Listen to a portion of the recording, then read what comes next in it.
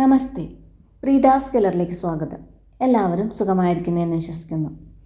ഇന്ന് നമ്മളിവിടെ ഉണ്ടാക്കാൻ പോകുന്നത് ചോറിനും ചപ്പാത്തിക്കും ഒരേപോലെ പോകുന്ന ഒരു കുമ്പളങ്ങാക്കറിയാണ്. വ്യത്യസ്ത രുചിയിലുള്ള ഒരു കുമ്പളങ്ങാക്കറിയാണ്. കാരണം ഇതിലൊരു സ്പെഷ്യൽ പൊടി നമ്മൾ ചേർക്കുന്നുണ്ട്. അതാണ് ഈ കറീനെ വ്യത്യസ്തമാക്കുന്നത്.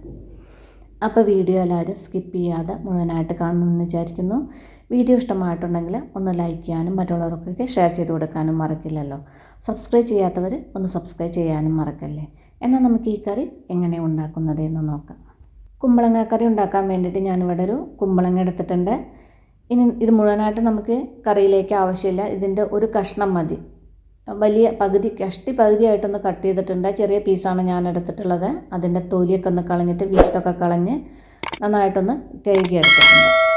ഇനി നമുക്കിതൊന്ന് കട്ട് ചെയ്തെടുക്കാം.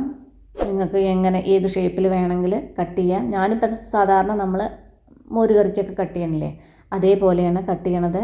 രണ്ടില്ലേ, നല്ലോണം ഇങ്ങോട്ട് ചെറുതാക്കിയിട്ടല്ല, ഇതുപോലെ കുറച്ച് വലുതാക്കിയിട്ട്, കഷ്ണം അത്യാവശ്യം കാണണ്ടേ, അതുപോലെ കുറച്ച് വലുതാക്കിയിട്ടൊന്ന് കട്ട് ചെയ്തെടുത്തിട്ടുണ്ട്. ഇനി നമുക്കിതൊരു ബൗളിലേക്ക് ഇട്ടിട്ട് ഇത് നന്നായിട്ട് ഒന്നുകൂടി ഒന്ന് കഴുകിയെടുക്കാം. പിന്നെ ഞാൻ കറി ഉണ്ടാക്കുന്നത് ഒരു ചട്ടിയിലാണ്. ചട്ടിയിലേക്ക് ഈ കഴുകിയിട്ടുള്ള കുമ്പളങ്ങ കഷ്ണങ്ങളെല്ലാം ഇതിലേക്ക് ഇട്ട് കൊടുക്കാം. ഇനി ഞാൻ ഇതിലേക്കൊരു പച്ചമുളക് ഒന്ന് കീറി ഇതിലേക്ക് ഇട്ട് കൊടുക്കേണ്ട. കീറാതെ അതേപോലെ അങ്ങോട്ട് ഇട്ട് കൊടുത്താലും കുഴപ്പമില്ല. കഷ്ണങ്ങൾ വേവുമ്പോൾ അത് വെന്തോളും. ഒരു 2 തണ്ട് കറിവേപ്പിലയും കഴുകിയെടുത്തിട്ടുണ്ട്. അതൊന്ന് ഇതിലേക്ക് ഊരിയിട്ട് കൊടുക്കാം.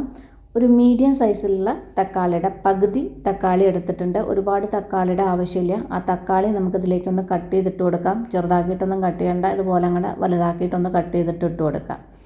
ഒരു 1/4 ടീസ്പൂൺ മഞ്ഞൾപ്പൊടിയും 1/2 ടേബിൾ സ്പൂൺ കാശ്മീരി ചില്ലി പൗഡറും, പിന്നെ ഈ കറിയിലേക്ക് ആവശ്യത്തിനുള്ള ഉപ്പും കുറച്ച് വെള്ളം ഒഴിച്ചാൽ മതി. കുമ്പളങ്ങ വേവാൻ അധികം വെള്ളമൊന്നും വേണ്ട. ഇതുപോലെ കുറച്ച് വെള്ളവും കൂടി ഒഴിച്ചിട്ട് ഒന്ന് മിക്സ് ചെയ്തെടുക്കുക. നേരെ മിക്സ് ചെയ്ത് എടുത്തതിന് ശേഷം നമുക്ക് സ്റ്റൗവിലേക്ക് വെച്ചിട്ട് അടച്ചു വെച്ചിട്ട് ഈ കുമ്പളങ്ങ കഷ്ണങ്ങളൊന്ന് വേവിച്ചെടുക്കാം. ഇനി ഇത് വേവുമ്പോഴേക്കും നമുക്കിതിലേക്കുള്ള സ്പെഷ്യൽ പൊടി തയ്യാറാക്കാം. അതിന് വേണ്ടിയിട്ട് ഒരു പാൻ വെച്ചിട്ട് അതിലേക്ക് 1 ടേബിൾ സ്പൂൺ മട്ട അരി ഇട്ട് കൊടുക്കുക. മട്ട അരി ഇല്ലെങ്കിൽ ഏതെങ്കിലും പുഴുങ്ങലരി ഇട്ട് കൊടുക്കുക, പച്ചരി വേണ്ട. 1 ടേബിൾ സ്പൂൺ ഉഴുന്ന് പരിപ്പും ഒരു 1/2 ടീസ്പൂണോളം ഉലുവയും 2 വറ്റൽമുളകും 1 തണ്ട് കറിവേപ്പില ഇട്ട് കൊടുക്കുക. ഇട്ടതിന് ശേഷം ഇതൊന്ന് വറുത്തെടുക്കുക. ആ മുളകൊക്കെ ഒന്ന് ചൂടായിട്ട് ആ ഉഴുന്നൊക്കെ ഒന്ന് ചുമക്കനാവുന്നത് വരെ ഒന്ന് വറുത്തെടുക്കുക. എണ്ണയൊന്നും ഒഴിക്കണ്ട, ഇതേപോലെ ഒന്ന് വറുത്തെടുക്കുക. ഇപ്പം നമ്മുടെ ഇതെല്ലാം നന്നായിട്ട് മൂത്ത് വന്നിട്ടുണ്ട്. ഇനി നമുക്കിത് സ്റ്റവ് ഓഫ് ചെയ്തിട്ട് ഇതൊന്ന് തണുക്കാൻ വയ്ക്കാം. ഇനി മിക്സിയുടെ ഒരു ചെറിയ ജാറെടുത്തിട്ട് അതിലേക്ക് നമ്മളിപ്പോൾ വറുത്ത് വെച്ചതെല്ലാം തണുത്തിട്ടുണ്ട്. അത് ഇതിലേക്ക് ഇട്ടിട്ട് നന്നായിട്ടൊന്ന് പൊടിച്ചെടുക്കുക. ഈ പൊടിച്ചെടുത്ത പൊടി ഞാൻ ചെറിയൊരു ബൗളിലേക്ക് മാറ്റിയിട്ടുണ്ട്. ആ സെയിം ജാർ തന്നെ എടുത്തിട്ടുള്ളത്. അതിലേക്ക് കുറച്ച് തേങ്ങാ കഷ്ണങ്ങൾ ഇട്ട് കൊടുക്കുക. നിങ്ങളിപ്പോൾ ചിരവിയ തേങ്ങയ്ക്കാണെങ്കിൽ ഒരു 3-4 ടേബിൾ സ്പൂൺ തേങ്ങ ഇട്ട് കൊടുത്താൽ മതി. ഒരുപാട് വേണ്ട, കുറച്ച് മതി. പിന്നെ കുറച്ച് വെള്ളവും കൂടി ഒഴിച്ചിട്ട് നന്നായിട്ടൊന്ന് അരച്ചെടുക്കുക. ഇപ്പം നമ്മുടെ കുമ്പളങ്ങ കഷ്ണങ്ങളൊക്കെ നേരെ വെന്തിട്ടുണ്ട്. ഒരുപാട് വെന്ത് ഉടഞ്ഞു പോയിട്ടില്ല. അങ്ങനെ വെന്തുടഞ്ഞു പോയാൽ നമുക്ക് കഷ്ണങ്ങൾ കഴിക്കാൻ കിട്ടില്ല. അപ്പോൾ പാകത്തിന് വേവിച്ചെടുക്കുക. പിന്നെ അതിലേക്ക് കുറച്ച് പുളി പൊഴിഞ്ഞൊഴിക്കുക. പുളി നിങ്ങൾക്ക് എത്ര വേണ്ടെങ്കിൽ അതിനനുസരിച്ചിട്ട് ഒഴിച്ചോളൂ. അതിനുശേഷം നമ്മൾ നേരത്തെ ഇവിടെ പൊടിച്ചു വെച്ച പൊടി ഉണ്ടല്ലോ, ആ പൊടിയും കൂടി ഇതിലേക്ക് ഇട്ട് കൊടുക്കുക. പൊടിയും കൂടി ഇട്ടതിന് ശേഷം ഒന്ന് മിക്സ് ചെയ്തെടുക്കുക. ഇതുപോലെ കഴിക്കാനും നല്ലതാണ്. അപ്പോൾ പുളിയൊക്കെ പാകത്തിന് ഒഴിച്ചു കൊടുത്താൽ മതി. തേങ്ങ ഒഴിക്കുമ്പോൾ ടേസ്റ്റ് ഒന്നുകൂടി മാറും. ഇനി നമുക്ക് നേരത്തെ അവിടെ അരച്ചു വെച്ച തേങ്ങാരപ്പുണ്ടല്ലോ, ആ തേങ്ങാരപ്പ് ഇതിലേക്ക് ഒഴിച്ചു കൊടുക്കുക.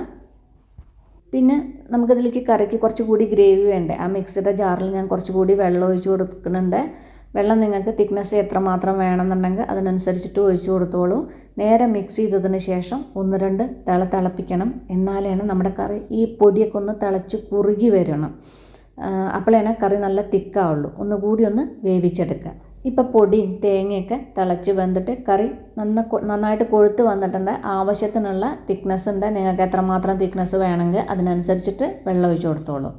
നമ്മൾ ആ പൊടിച്ച് വെച്ച പൊടി മുഴുവനായിട്ട് ഞാൻ ഇട്ടിട്ടില്ല, കണ്ടില്ലേ, അതായത് ഇത്രയ്ക്ക് പൊടി ഞാൻ അതിൽ ചേർത്തിട്ടില്ല. അപ്പോൾ അതിനനുസരിച്ചിട്ട് ചേർത്ത് കൊടുത്താൽ മതി.